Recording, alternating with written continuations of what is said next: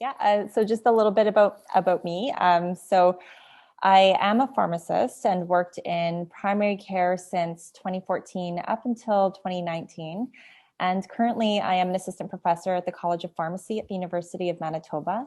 So my research primarily focuses on understanding patterns of medication use and their impact on health in large populations using administrative data. But more recently, we are becoming more interested in examining patient values and preferences with respect to medication use.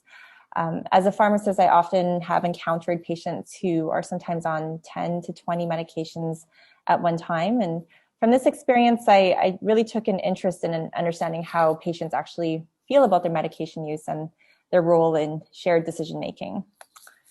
Great.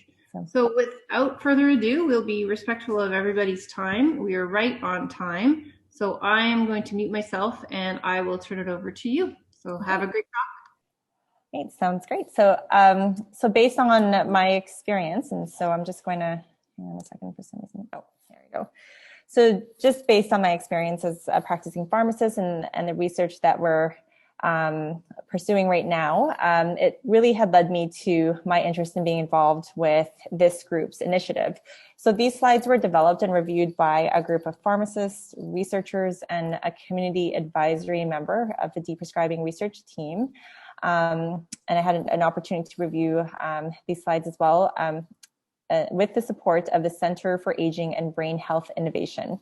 So this team has led several initiatives related to the topic, including the development of tools for patients and healthcare providers about medication use, and to also provide resources for people and healthcare providers about what deprescribing is.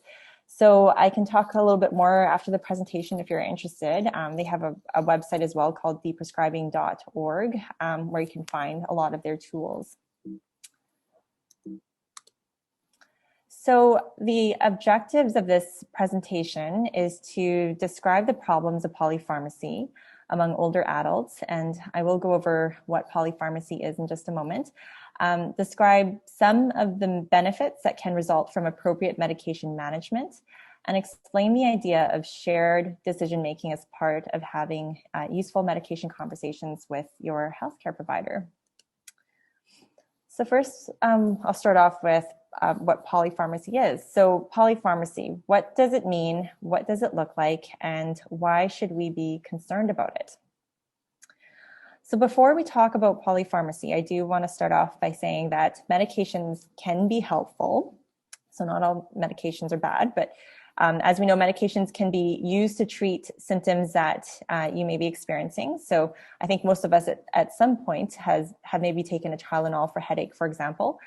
They can also help medical conditions from getting worse. An example would be medications for rheumatoid arthritis. And they can also be used to reduce the risk of getting a new medical condition, such as medications used to reduce the risk of experiencing a heart attack or stroke. But on the flip side of this, taking multiple medications can sometimes lead to a problem known as polypharmacy. And so some of us may have heard different definitions of polypharmacy. Some may have heard that it's taking 5 or more medications or 10 or more medications. And it's really not about the quantity of medications so much as it's essentially the use of more medications than are needed, or using medications where the risk of harm outweighs the benefit. And so this is a particular concern as we get older, because as we get older, we tend to A, be on more medications, B, are at higher risk of becoming frail, C, older adults can respond differently to medications over time, and I'll talk about this in a moment, and D, unfortunately, older adults are often not represented very well in research studies that we have that tell us about using medications. Okay, so polypharmacy can be of particular risk for older people because they can respond to drugs differently, and this can be for several different reasons. One, the brain can sometimes be more sensitive to the effects of drugs, and so this is a concern for medications that we know can cause side effects. such as sedation or medications that might impair memory. Our liver and kidneys also do not process medications as efficiently as when we're younger. So, for example, if you have a medication that needs the kidneys to be cleared from the body, that medication could end up staying in your body longer as we get older and lead to higher drug levels. Medications can also stay in the body longer because of less muscle mass and more body fat. And also, the body can contain less water, and medications as a result can become more concentrated. So polypharmacy can potentially increase the risk of having drug interactions and side effects. It can make it difficult to keep track of your medications or to take medications as directed. And depending on the medication, it might affect coordination, concentration, increase the risk of falls and injury. And research has shown that there is a higher risk of hospital visits associated with polypharmacy. And polypharmacy can eventually make someone feel like this. And this is what I often encountered in my own practice when patients have many medications to take, and sometimes it feels like new problems arise that might result in taking more medications. So if we know that polypharmacy is a problem, why does it still happen? So for one thing, more medications are now available than ever before. People are living longer and often will develop more medical conditions that require more medications. But also guidelines often tell prescribers when to start drugs, but not when to stop them. Guidelines don't always take into account patient values and preferences when recommending starting medications. And medications can sometimes be started by other prescribers, whether it's in a hospital setting or specialists. And sometimes you don't feel very comfortable about changing medications that were started by a different prescriber. And so there are some fears about not wanting to rock the boat, I guess you can say, by prescribers and patients. And I also want to highlight the last point that patients may not know about the risks or about advocating for themselves, which leads into what I'll talk about next. So the question then becomes, what can you do as a patient or caregiver about polypharmacy? So the next part of the presentation, I'm just going to go over some potential solutions to addressing polypharmacy. So I want to introduce the concept of medication management, which is a system that supports your capacity to understand, organize, take, and monitor your medications in a way that makes sure they are working well for you and not causing problems. So deprescribing is actually a part of good prescribing.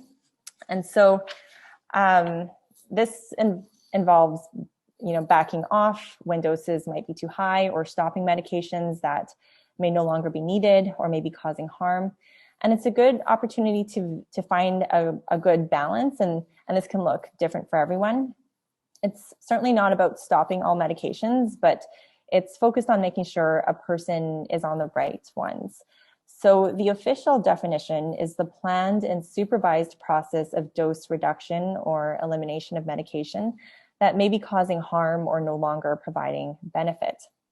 So the two bolded words planned and supervised are important because deprescribing should always be done together with your doctor or nurse practitioner or healthcare team after having a conversation.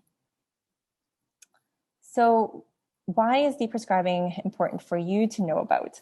So your healthcare provider is certainly knowledgeable about medications and diseases, but you are the expert on you. And your medication experience helps you and your care team make decisions about your medications, whether that be about continuing a medication, reducing it, or stopping it. So we talked earlier about polypharmacy being still a problem, and we're questioning what you could do about it. So deprescribing is something that you and your doctor can do if you think you are having problems with polypharmacy. And I'll talk more about this, but good medication history is a very important first step to understanding your medication experience. So the de-prescribing research team met with a group of physicians before this presentation and asked them what they wanted from their patient. And this is what they had to say. So one is that it is sometimes challenging for them to keep up-to-date records about a patient's medication. And this is particularly true if there are multiple prescribers or if there are non-prescription medications being taken. So it's important for patients to share with them and keep track of the reasons for taking their medications, their feelings about it, and how long they have been taking it. I also want to stress the importance of also reporting any medication changes to your community pharmacist as well, as changes are often made verbally without documentation and sent to the pharmacy. This is particularly true for medications where the doses have changed or maybe discontinued. So it's good to keep that open conversation with your pharmacist as well, so they don't inadvertently dispense something that was meant to be discontinued. So tracking your medication. So I mentioned good medication history is a very important first step to understanding your medication experience. So what would be important pieces of information to keep track of with respect to your medication experience? So this should include the name of the medication, which can include eye drops, creams, non-prescription medications, vitamins, herbals, and it can include your regularly used medications and medications that are taken on an as-needed basis. The reason for use, directions and how you're taking it, when it started and the expected duration, who prescribed it, the effects, both good and bad, and any changes in doses and the reasons. It's also good to note medications that have been tried in the past and that you're no longer taking, and the reason for that. Is it because you didn't tolerate their side effects or that it didn't work? This is particularly something that I've seen in practice where things, for example, for pain management, a lot of things had been tried for this one patient. And it's good to know what they have tried and what hasn't worked so it doesn't get tried again if they didn't respond to it very well. Any allergies or intolerances and medications you have been told not to use and why. And so this slide is really just to emphasize that medicines are not only prescribed medications by healthcare providers, but can include non-prescription vitamins, natural health products, even cannabis or caffeine. These all can have an effect on your body and may interact with one another. So it's good to keep note of this for your own record.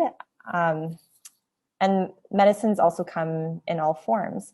So we often think of medications as pills, but they can also include nasal sprays, inhalers, eye drops, and creams. So this might be a lot of information to take note of at once, but if anyone is interested, so we have a workbook, or the de-prescribing team had created a workbook for you, which includes a medication history worksheet that you can use for your own record. And it's nice to take ownership of this information for yourself so that you know what medications you're on, and if you're in contact with different healthcare providers, it's good to have a list ready just for your own benefit and safety. So I will provide my email at the end if this is something that you're interested in. Some useful questions and when to ask them. So this is also in that workbook too, if you're interested. But essentially there are 5 moments for medication safety. One is when you're starting a medication, when you're taking your medication, adding a new medication, when you're reviewing your medication, and when you're stopping a medication. And this handout has a couple of prompts that you can ask your healthcare provider specifically about your medication and how to make sure that you're taking your medication safely. So this I can also provide to you if you're interested in having this for your own record. So that is about the medications that you're currently on. Now let's talk about shared decision making. And so some of you may have heard this term before in the past. So I think this is a really good picture because how often do you see pictures of a patient and healthcare provider and the healthcare provider is talking? In this picture, however, it's the patient who is talking, and the healthcare provider appears to be listening intently on what she has to say. So the goal of shared decision-making is to improve decisions about care, including medication use. Shared decision-making happens when a person and their healthcare provider work together to reach decisions about their care.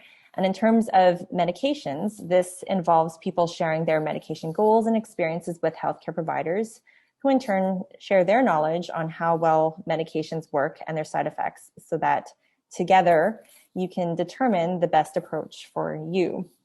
I do want to emphasize that as a patient, you certainly have important information to bring to the table, and it's good to include that in your appointments with your healthcare provider, and to talk about those things and have a conversation about it. So things that research has taught us. So research has taught us that patient-centered care produces better patient health outcomes. So we do better when we participate in our care. Healthcare providers are also more likely to consider deprescribing if the subject is brought up by the patient. And making more information available to patients helps shared decision-making with healthcare providers. And just having more information about risks, benefits, and options can help empower patients. So it's not only about what the healthcare provider thinks that's important, but what the patient thinks is important as well. So as I've mentioned, you know you best, and healthcare providers are experts about medical conditions and medications, but you are the expert of you. And this information is extremely valuable. So what does shared decision-making involve? So it starts with providing information about your medication experience, and to not assume that the healthcare provider would already know this information. Asking for information about options. Perhaps is it possible to reduce your medication or stop it? Are there alternatives to medication or safer medication options?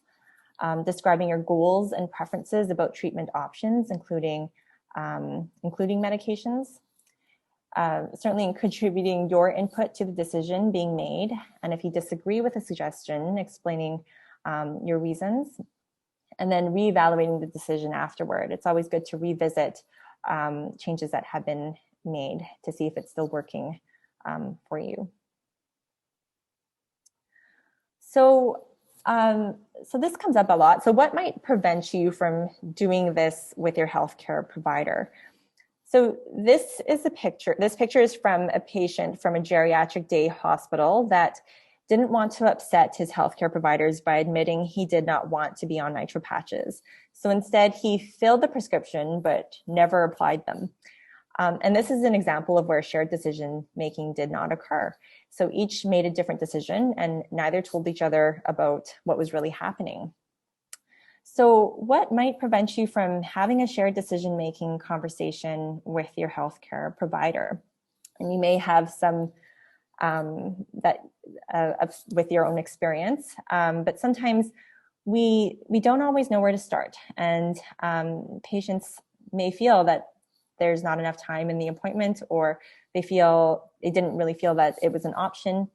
So another question I have is, what do you think could be the risks of not telling your healthcare provider what you really think? So some examples, and I'll use like the nitro patch example. So nitro patch is used for relieving chest pain or angina. So say, for example, if this patient was being seen by the doctor, what could happen is that if they're still experiencing chest pain, the doctor may continue to increase the dose of the nitro patch. And say, what if the patient ended up going to the hospital and the nitro patch on that high dose was on their medication chart? It's very likely that they might be started on that medication in hospital, and it wouldn't be safe for the patient to be started on such a high dose. So that's just one example. Also cost, filling a prescription and not taking it might put a risk on perhaps children or pets if it's not stored away in a safe spot. So those are just some examples of potential risks in that specific case. So what questions could be asked to participate in shared decision making? So here are a few questions that you can consider. Questions to ask your healthcare provider. What are the different options available to me? Are there any non-drug options? What are the risks of each option and what are the benefits of each option? And it's also good to know what is the likelihood and magnitude of those benefits and risks. This will help you make better informed decisions. And questions to ask yourself can include, what is important to me? And am I ready to make a decision? So I just want to go to the next slide. So as we get older, or if there are changes to our health status, the risk benefit scale can change. So for example, something that was felt to have more benefit than risk may now have more risk than benefit. And this might be because of age-related changes, other medications, drug interactions. And this is where conversations with your healthcare provider about deprescribing needs to happen. Other times, there is often not a single best choice, or the possible benefits and risks of harm may be similar or not very well known. So in these cases, sometimes a choice depends on patient preferences and goals, and this could tip the scale in a certain direction. So we talked about some of the potential benefits of deprescribing, particularly perhaps fewer drugs, reducing pill burden, less potential side effects, and maybe less costly, more patient-centered care, which is good. It's also good to acknowledge some concerns or risks that patients might have about deprescribing. Perhaps some patients are worried about withdrawal symptoms, worsening their medical condition. So it's good to have these conversations with your healthcare provider to give you a better understanding of your medications and whether there are other options for you. So, and then I put, of course, family is an important support system, but sometimes may not always be a reliable source of medication information. So having these conversations with your pharmacist or doctor or nurse practitioner or nurse can help open up that conversation as well. So this presentation was really about sharing just some information about polypharmacy and medication management and deprescribing, sharing ideas of how to keep track of your medications, and also helping you have useful conversations with your healthcare provider about your medications so that you can clear up any medication concerns. This is just, again, information that I do have these workbooks that might be of interest to you. This presentation was a bit of a condensed version of a 3-part series workshop, and it includes homework and everything. And so this workbook, I find that it's useful. It's got a medication chart template that you can use for your own use. And also the sheet about questions to ask about your medication, and just links to websites and apps about for further resources if you're interested. So that's my email there in case you have any questions, or if you want an electronic copy of the workbook. And at this time, I'm happy to take on any questions.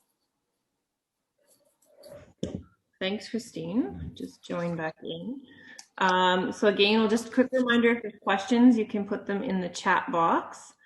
One thing that I thought of while you were doing your presentation is it common that as we age and get into maybe a more senior population, the reason why we're prescribed so many medications that maybe don't all work well together is because we have various healthcare providers all kind of at different points giving us different medications for different reasons, and then they don't, like, there's a disconnect somewhere. Is that what you're finding?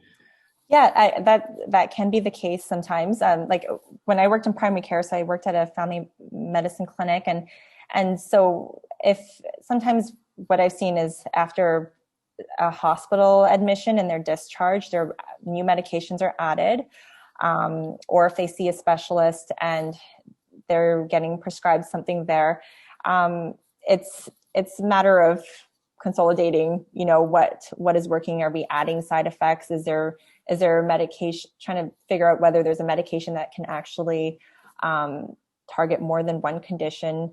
So it is a bit of, I guess, it does take a bit of work to kind of work through sometimes, but it is, in my experience, because there are multiple prescribers being involved, and just a matter of sort of reviewing your medication, I would say, on a yearly basis to make sure that, it's still actually a benefit to you.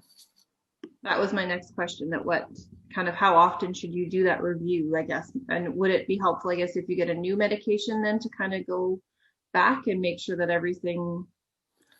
Oh, yeah, certainly. I mean, if that I would encourage, if you're concerned about interactions, and you can also talk to your pharmacist about it too, and they can certainly look into that, because they're often the ones that are seeing the prescription coming from different providers as well. And so I always encourage the pharmacists to make sure that they make that communication between prescribers, but I know it doesn't always happen, or it's difficult to get a hold of the prescriber from the pharmacist's perspective. So that's why I like to spread the message to patients to encourage them to open up that communication with all the providers that you're in contact with, and keep track of your medication in a systematic way, so that it's ready for when you're seeing whoever it is. We did have one question. I guess it's relating to drug research, and I guess the representation of old people or older people. I don't know what the parameters are for that, Stan. But I guess, is there typically an age or gender that we find with drug research that prevails over another? Or yeah, that's a good question. Yeah, I mean, there could be a number of factors. I think they typically, most of the research has been done in adults under the age of 80, and so we don't often have information on older adults. And the reasons could just, could be that they typically want someone who might not have other comorbidities that might interfere with maybe the medication that they're studying, or drug interactions. There's less likelihood of drug interactions with the study medication, and those types of factors. And so generally, they tend to not recruit as many older adults. But there could be a number of different reasons based on who's conducting the study, I guess. But those are generally what I've seen. Okay. But I mean, they should be included. Certainly, I think that they're an important group to study. Yeah, I would agree, and I'm not a researcher, but I think often when they pick any kind of study, whether it's drugs or anything, it's a very kind of specific kind of target: women a certain age, men a certain age, or something like that. So that might be part of the problem. So hopefully that answers your question, Stan.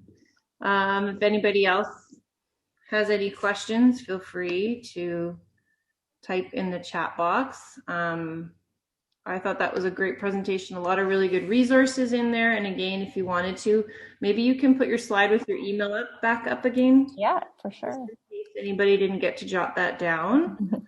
And again, if there's any other questions that you think of after the fact, or you thought of something later that you wanted to just bring to either Christine's concern, or you can email the Reh-Fit and I can try and pass it on to her. Or again, if you want any of the electronic copies of that list, I'm sure we can get that to you in one way or another.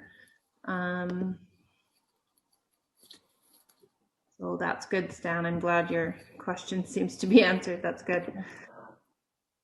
We'll give it another minute or two. Sometimes questions need to percolate, I find, and then you kind of come up with what you wanted to ask. Do you have an example maybe of a case? I mean, you said it's common, but say someone who had a large amount of meds that were maybe, and through kind of meeting with you or going through the process of what you offered, went down to significantly less, or? Yeah, I can provide a few examples. So, like there, every now and then there had been some patients where I've done a medication review and noticed that there are prescribing cascades. So that's when one medication is started, but then they experience a side effect, and then a new medication is added on to help mitigate that side effect, and so on. So so that is something that I've seen in the past, and it's about kind of maybe looking at the original medication that's prescribed, and perhaps there's another option that we can try that might be more tolerable for that patient. Yeah, I'm just thinking like sometimes people try Tylenol PM to help with pain and sleep, but they typically contain antihistamine that causes dry mouth and other effects, and so then they just add something on to help relieve those symptoms, that kind of thing. So that's called a prescribing cascade. I think the most striking changes to medication lists happen after discharge, and that's kind of an important area where primary care pharmacists come in to kind of do medication reconciliation. So making sure that the new medications that were prescribed in hospital aren't duplicating itself from the medications that they were already previously on, and following up with that patient to see how they're doing thereafter. That's kind of an important point, I think, after hospital admission, is to make sure that medications are reviewed. Yeah, and I think there are some common medications that we see that have been started and then just kind of are forgotten about, and they just continue taking it. So I think sleep aids is one. So someone might be started on maybe Zopiclone to help them sleep, and then it kind of just stays on there. And I think there are other avenues that could be explored to help to kind of help with sleep problems in the long term than a medication. So that's yeah, those are just a few examples. One other question here. My family doctor is not in favor of patients taking vitamins in general. Do you have a view, pro or con? Yeah, that's a good question. So I think that's another a multivitamin, unless I think that's one that we tend to say that we don't really have a lot of evidence to suggest that you're actually gaining a lot of benefit, particularly if you're eating a well-balanced diet. It doesn't give you that much more, and it can be costly sometimes. And so we tend to say that, you know, if there's a multivitamin, we don't necessarily think it's necessary, unless if there is a specific condition where you're required to take that specific vitamin. But so multivitamins, we don't necessarily see it as benefiting patients, but then they sometimes include things like calcium, which can contribute to constipation. And sometimes I've seen medications to help treat constipation being added to that, like Docusate, which is another one that we tend to say that it doesn't really work very well for constipation. But anyway, so yeah, those are just kind of examples. But yeah, I think that I probably would agree that I don't know if a multivitamin is necessarily has strong data to suggest that it's that beneficial, unless if there is a specific medical condition that you may require having that multivitamin. Okay, thanks for that. I think we will wrap it up. There's no other questions coming in, and I think we've had a really good evening tonight. So thanks, Christine, for taking the time out to share this information with us. Again, if you haven't watched it tonight, it's always on our website, as in our previous talk. So if you missed some, and there's lots coming up in the next few weeks, so lots of good information to share. So thanks again, Christine, and thanks to everybody for joining in once again. Keep active, go to the website, do your videos, and we'll see you soon. Thanks. Thank you.